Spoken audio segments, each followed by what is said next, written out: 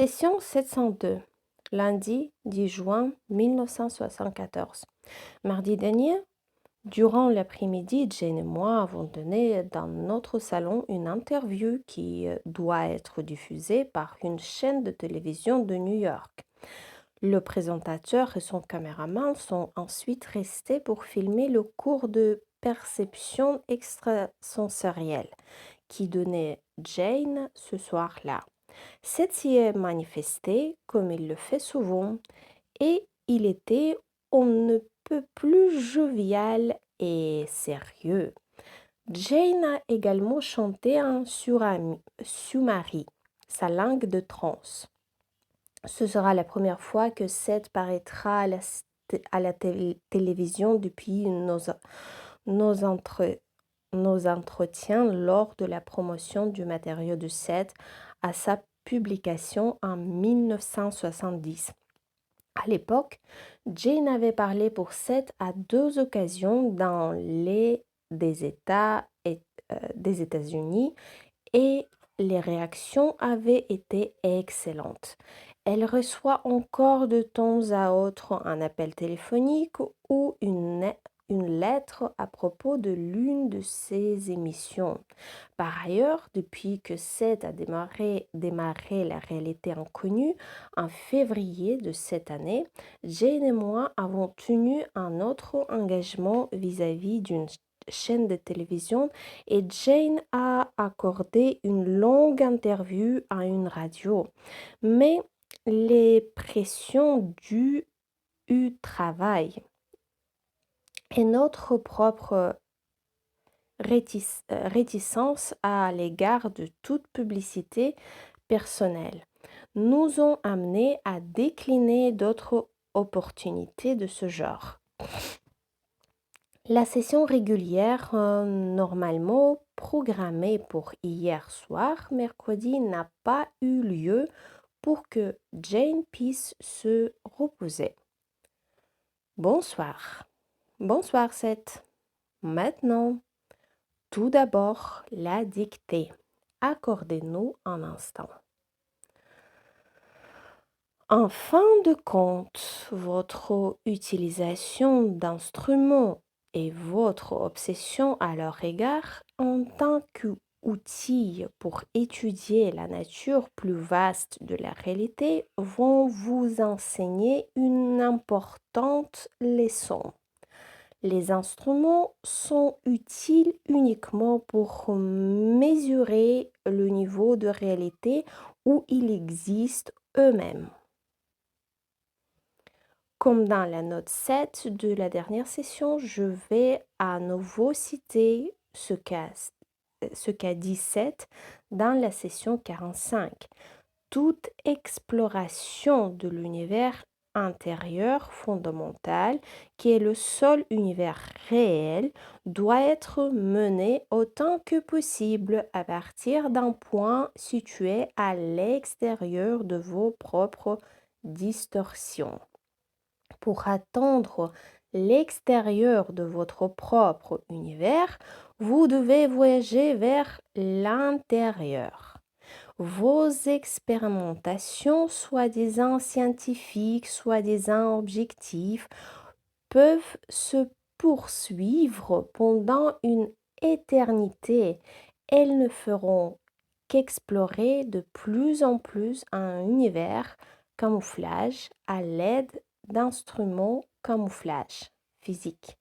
Le subconscient a certes ses propres éléments de distorsion, mais il est plus facile d'y échapper que autant d'atmosphères de camouflage déformant qui pèsent sur vos expériences scientifiques. Point. Il vous aide à interpréter l'univers en termes horizontaux, pour ainsi dire. Dans l'étude des réalités plus profondes à l'intérieur de cet univers-là et derrière lui, les instruments sont non seulement inutiles, mais trompeurs. Je n'insinue pas cependant que leur emploi soit futile. J'indique simplement les limitations qui leur sont inhérentes. La science soi-disant objectif vous donne une représentation, un modèle qui vous a assez bien servi à sa manière. Elle vous a rendu capable d'aller jusqu'à sur la Lune, par exemple, et de progresser dans une technologie sur laquelle vous avez pour l'instant jeté votre dévolu. Cependant, dans le cadre d'une science objective telle qu'elle existe à présent, la technologie va se heurter à un mur. Même en tant que moyen, le science objectif ne peut vous aider dans ton car elle va constamment buter sur des réalités intérieures plus profondes qui sont nécessairement chuntées et ignorées du fait de sa méthode et de son attitude. Pour voir comment c'est à employer le terme camouflage dans les sessions antérieures, se reporter à la note 3 de l'appendice 11. Le matériau de cette portant sur une technologie et une science conduisant aux réalités intérieures me rappelle deux exemples dont j'ai récemment pris conscience à travers mes lectures. Le premier fait entrer en jeu une réalité intérieure plus intime que le second, mais tous deux soulèvent des questions inintéressantes. Chaque lecteur peut probablement citer des exemples similaires. Cependant, comme je l'écris dans l'appendice 1, ce qui m'intéresse, ce n'est pas de dénigrer notre technologie, mais d'indiquer des facteurs intérieurs coexistants qui, j'en suis sûre, sont tout aussi importants. Mon premier exemple a trait au développement des appareils de biofeedback dans les années 1960.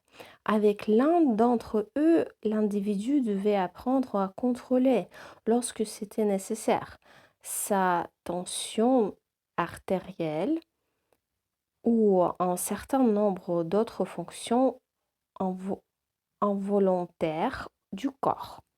Il ne fait aucun doute qu'un tel procédé est un exemple de la technologie bienveillante, mentionné par Seth à la fin de la dernière session. Nous comprenons aujourd'hui que les premiers éloges en faveur du biofeedback étaient très exagérés. Dans un contexte plus raisonnable, cette technique trouvera sûrement sa place dans nos systèmes médicaux, mais dans chaque cas, ce que nous apprendrons nous montrera à coup sûr la nécessité de comprendre nos réalités individuelles intérieures. Qu'est-ce qui, par exemple, a causé au départ une tension élevée ou tout autre symptôme? Mon deuxième exemple est tiré de la lecture d'un livre récent sur l'astronomie. L'auteur y explique les diverses théories sur l'origine de notre univers observable. Avec ses plantes, galaxies, quasars, etc. Et les éléments qui confirment ou infirment chaque d'entre elles. Pourtant, quand arrive la question de ce qu'il y avait avant l'avènement de notre univers, ou de son existence depuis toujours, on nous dit que la science ne s'occupe pas des origines et des fins ultimes. On nous renvoie au domaine de la théologie et ou de la philosophie pour y trouver d'éventuelles réponses. Il est étrange, mais inévitable, selon moi, de constater que l'esprit conscient, en développant des disciplines telles que le biofeedback et l'astronomie, pour prendre les deux exemples cités, se trouve forcément reconduit à ses propres sources intérieures. Aucune science objective ni aucune technologie merveilleuse ne peut à elle seule maintenir ne serait-ce qu'un seul homme ou une seule femme en vie. Par exemple, si cet individu a décidé de quitter son incarnation ou ne trouve aucune joie dans la vie quotidienne, une pause. Une technologie bienveillante, encore une fois, contribuerait toujours à l'approfondissement qualitatif et spirituel de votre expérience. L'ordre intérieur de l'existence et la vraie science vont de pair. Le vrai scientifique n'a pas peur de s'identifier à la réalité qu'il choisit d'étudier. Il sait qu'alors seulement il peut oser commencer à comprendre la nature de celle-ci. Il y a aujourd'hui de nombreux scientifiques non officiels, des vrais scientifiques à cet égard, mais ils demeurent inconnus. Beaucoup d'entre eux sont des personnes tout à fait ordinaires, extérieurement parlant, et exercent d'autres professions. Ce n'est pourtant pas un hasard si de très grandes découvertes sont souvent faites par des amateurs, ceux qui sont relativement libres par rapport aux dogmes officiels et dispensés de l'obligation d'aller de l'avant dans un secteur donné, dont la créativité circule librement et naturellement dans les domaines où les portent leur intérêt naturel. 21h42. Accordez-nous un instant. Sans une identification à la Terre, à la planète et aux saisons, toute votre technologie ne vous aidera pas à comprendre la Terre, ni même à vous en servir de manière efficace, et encore moins pleinement.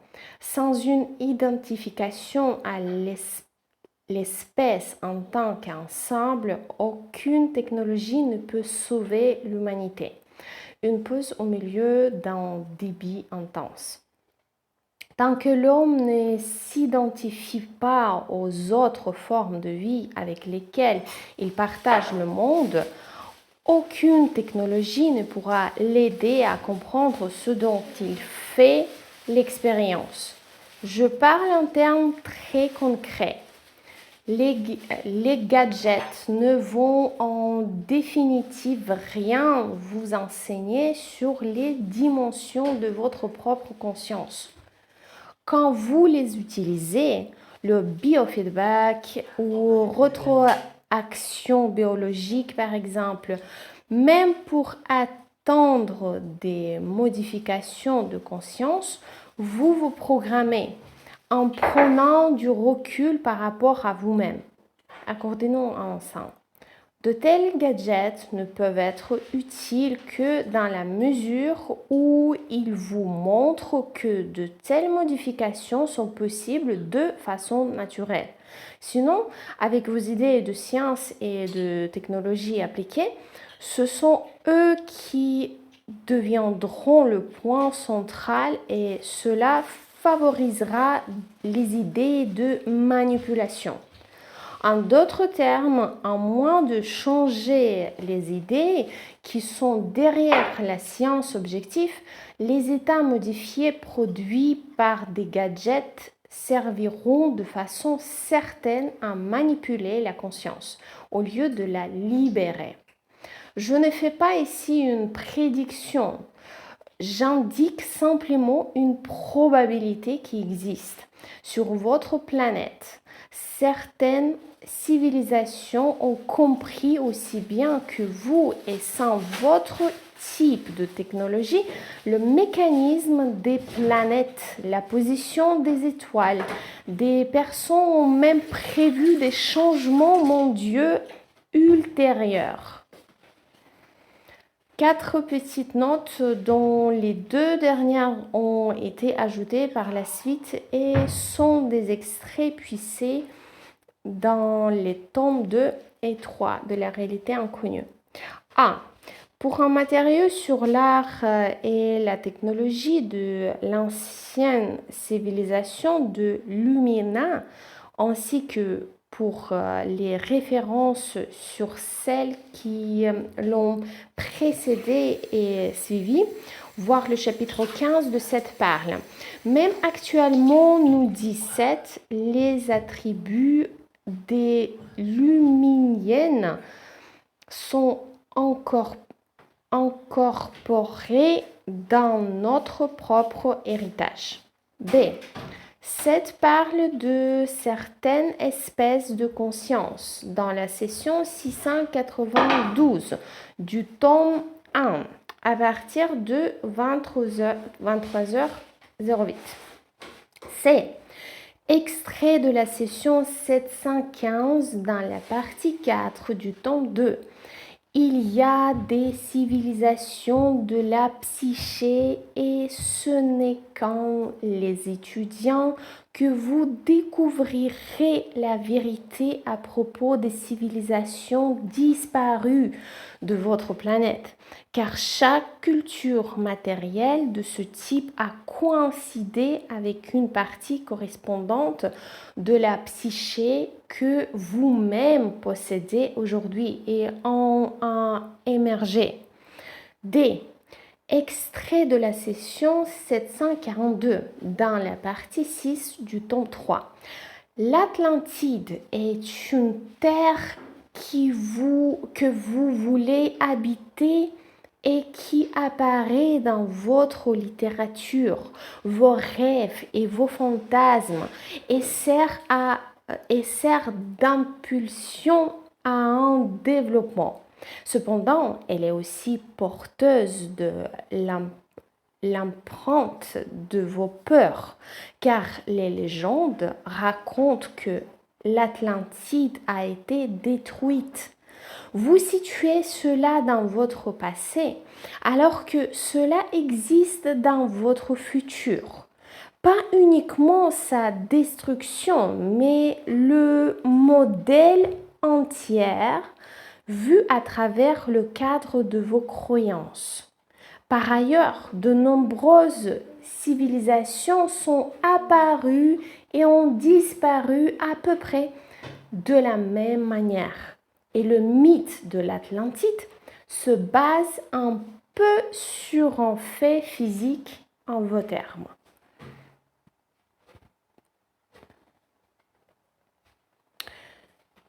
Elles se sont servies d'une physique mentale. Il y a eu des hommes qui ont voyagé vers la Lune avant vous et qui en ont rapporté des données tout aussi scientifiques et pertinentes. Certains ont compris bien mieux que vous l'origine de votre système solaire. Certaines civilisations n'avaient pas besoin de vaisseaux spacieux. Dans la session 40 du 1er avril 1964, Seth avait quelque chose à dire à propos de défis que va représenter le voyage spatial pour notre civilisation. En ce qui concerne le voyage spatial, vous êtes gravement handicapé par les éléments temporels que cela implique. En vos termes, il vous faudra tout simplement trop longtemps pour aller là où vous voulez. Les scientifiques commenceront à chercher des méthodes plus simples. Même actuellement, ils sont forcés d'envisager les ressources de la télépathie comme un moyen de communication et seront de plus en plus contraintes d'aller dans ce sens. Il est tout à fait possible que vous vous lanciez un jour dans ce que vous considérez comme une aventure spatiale et découvriez que vous avez voyagé lorsqu'un autre plan ou probabilité. Mais au début, vous ne verrez pas la différence. Et dans la session 45, 20 jours plus tard, votre théorie actuelle de l'univers en expansion est erronée. Vous laisserez tomber les voyages spacieux quand vos scientifiques découvriront que l'espace tel que vous le connaissez est une distorsion et que l'on peut voyager d'une prétendue galaxie à une autre en se dépouillant du corps physique de camouflage, la matière. Le véhicule du prétendu voyage spatial est une mobilité mentale et physique en termes de transformation physique d'énergie. Des hommes très entraînés combinant les attitudes de scientifiques de l'art du rêve et de physiciens mentaux coopérer pour voyager non seulement à travers le temps, mais à travers l'espace. Il existe des cartes anciennes dessinées depuis un point d'observation situé à 300 km d'altitude et plus encore, et qui ont été méticuleusement complétées au retour de tels voyages. Il y avait des croquis d'atomes et de molécules, eux aussi dessinés après que des hommes et des femmes qualifiés aient appris l'art de s'identifier à de tels phénomènes. Dans les archives de nombreuses réserves archéologiques, on trouve des significations cachées que vous ne reconnaissez pas parce que vous n'avez pas établi les connexions appropriées. Et dans certains cas, vous n'êtes pas suffisamment avancé pour comprendre cette information. Accordez-nous un instant. La dynamique et l'orientation particulière de votre propre science ont été diamétralement à l'opposé du développement de ces sciences intérieures, si bien que dans une certaine mesure, chaque pas dans cette direction vous en a éloigné. Toutes les sciences sont pourtant basées sur le désir de connaissance et des croisements ont donc lieu même entre les voies les plus diverses. Vous êtes à l'un de ces croisements. Votre science vous a conduit à son aboutissement logique. Elle n'est pas suffisante. Et certains se doutent que ces méthodes et ces attitudes comportent un désavantage inhérent. Les physiciens se dépassent eux-mêmes, pour ainsi dire, là où même leurs propres instruments ne peuvent suivre et où toutes les règles ne s'appliquent pas. Même le prophète Einstein ne les a pas menés assez loin. En vous tenant à l'écart d'une réalité, vous ne pouvez rien faire de plus que des diagrammes la représentant. Vous ne comprendrez pas son cœur vivant ni sa nature. Le comportement des électrons, par exemple, échappe à votre connaissance technologique, car dans les termes les plus profonds, ce que vous percevez est une façade, une apparence ou une illusion. Jusqu'à présent, à l'intérieur des règles du jeu, vous avez été capable d'établir vos faits concernant le rôle des électrons. Suivre leur activité multidimensionnelle relève cependant d'une toute autre matière, avec humour, un jeu de mots. Et vous avez besoin, pardonnez-moi, de moyens plus rapides. Une pause. Les feuilles de route pour une réalité sont même sous-jacentes à l'activité des électrons. Tant que vous pensez en termes de particules subatomiques, vous faites fondamentalement fausse route. Et de même, quand vous pensez en termes d'ondes, l'idée de champ en interrelation est une meilleure approche. Bien sûr. Pourtant, même dans ce cas, vous êtes seulement en train de changer un terme pour un autre, légèrement différent mais similaire. Dans tous les cas, vous ignorez la réalité de la conscience et ses formes changeantes de formation et de manifestation. Tant que vous ne percevez pas la conscience innée derrière toutes les manifestations visibles ou invisibles, vous dressez une barrière bien nette entre la conscience et vous. Faites votre pause. 22h20.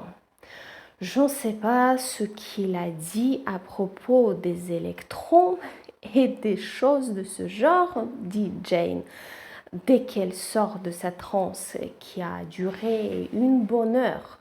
Mais tout ceci est d'ordre général et va nous conduire à autre chose. Je suis allée aussi loin que je le pouvais. Peut-être en saurons-nous davantage après la pause. Je trouve très intéressant le fait que Seth ait parlé des ondes et des particules subatomiques dans le dernier paragraphe qu'il vient de transmettre. Ces idées rendent compte de la conception actuelle qu'ont les physiciens d'une dualité naturelle. La lumière, par exemple, est-elle constituée d'ondes ou de particules? De nos jours, un compromis appelé complémentarité conduit les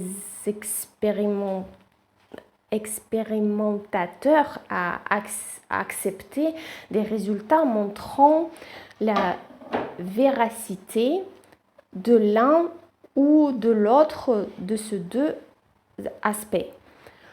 Comme nous l'avons noté dans la dernière session, Jane a essayé l'autre jour de lire le livre d'Einstein, pourtant sur ses théories de la relativité.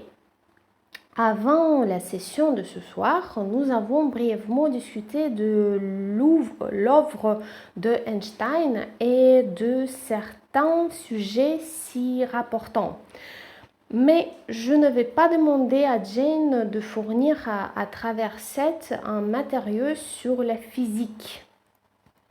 Dans la dernière session, voir le matériau sur Einstein, ainsi que les notes 1, 5 et 7, se rapportaient à la session 684 pour le matériau sur les activités et fluctuations multidimensionnelles des UC, ou unités de conscience, de 7, des électrons et des autres phénomènes de ce genre.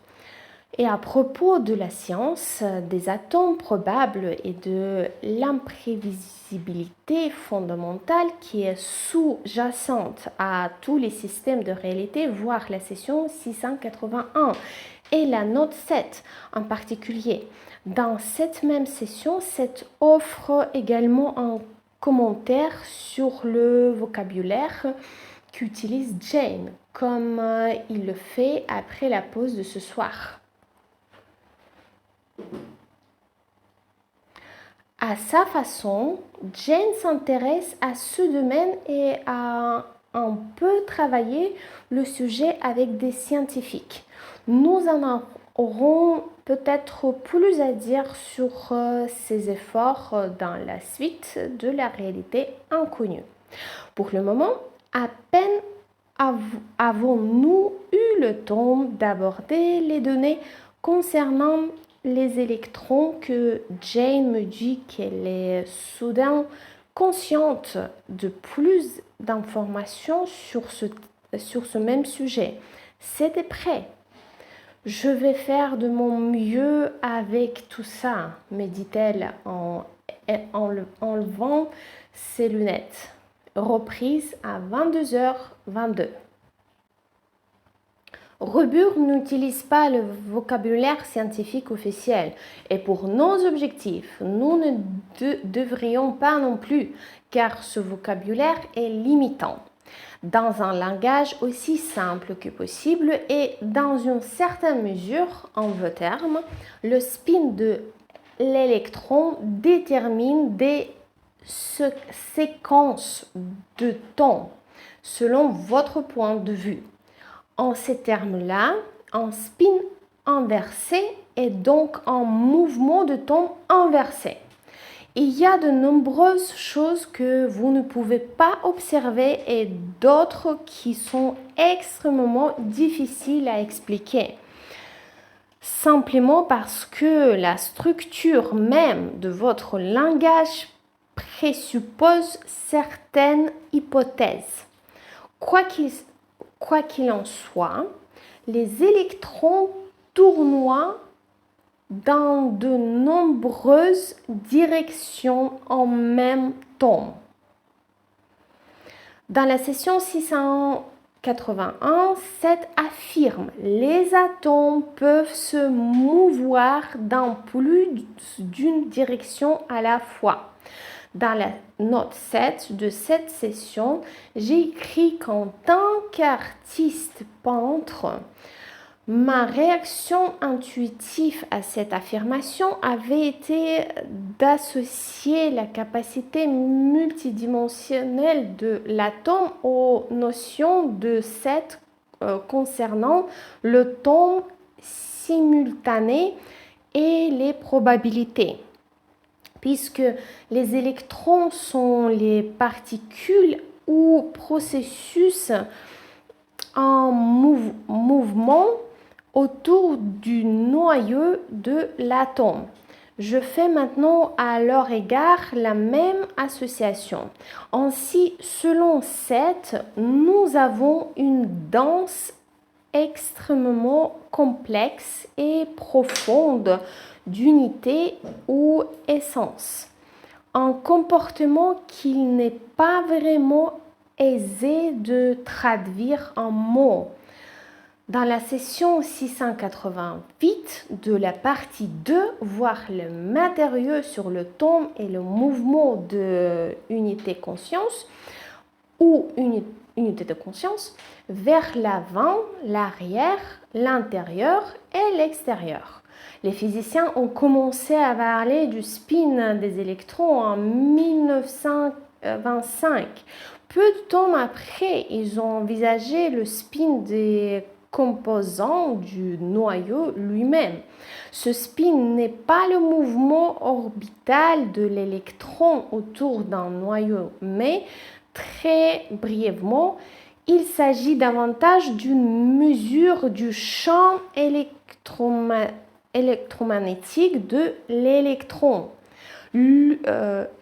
L'inversion du temps, la symétrie des particules, l'équivalence de l'espace et du temps sont des principes de la physique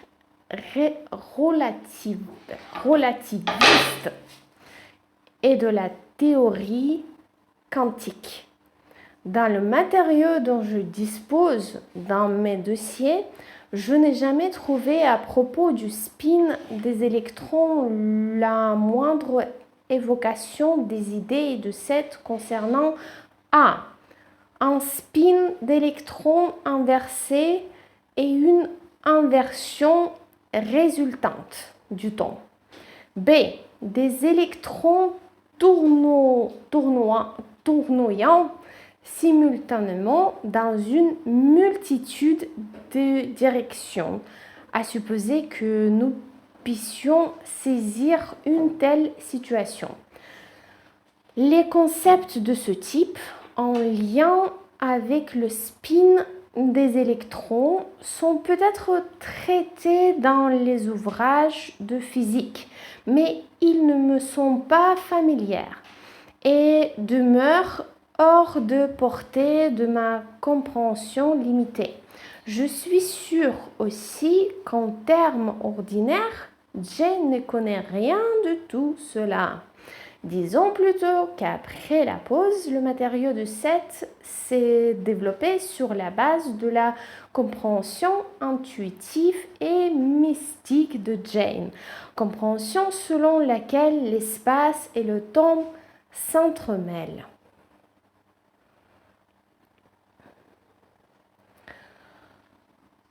Les électrons tournoient dans de nombreuses directions en même temps, un effet qu'il vous est impossible de percevoir.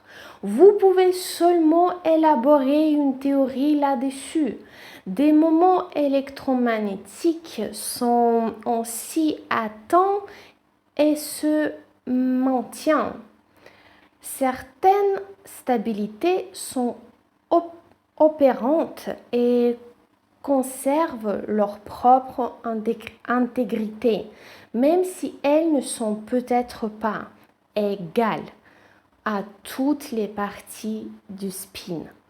Il y a des égalités qui sont établies entre les inégalités.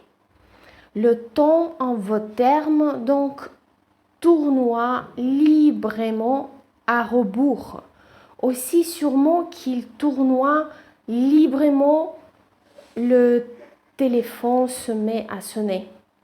Ignorez-le, vers le futur. Et il tournoie vers l'extérieur et vers l'intérieur, dans toutes les probabilités simultanément. 22h34. La sonnerie persiste pendant près de 2 minutes et je trouve la situation très irritante. En particulier parce que j'ai oublié de débrancher le téléphone avant la session. S'il y a bien un moment où nous n'avons pas besoin d'être interrompus, me dis-je, c'est quand Jane a affaire à ce type de matériau. Elle continue pourtant à parler pour Seth. Et il y a néanmoins des poussées inégales dans toutes les directions, bien que l'on puisse observer des égalités en se concentrant uniquement sur certaines parties du spin. Faites votre pause. 22h36. J'ai entendu le téléphone et essayé de maintenir la transe pendant tout ce tome-là, me dit Jane, mais je ne sais rien de ce livre ni des personnes ordinaires qui le lisent. Je laisse simplement tout sortir. C'est très amusant malgré tout. J'ai l'impression d'être au cœur des choses. Il est à peine un peu plus de 10h30, mais j'ai le sentiment d'avoir parcouru un long chemin depuis que la session a commencé. En employant des termes réincarnationnels, conventionnels, je demandais à Jane, en plaisantant à moitié, si elle n'a jamais été une scientifique de l'art du rêve ou disons une physicienne mentale. Elle répond qu'elle l'ignore.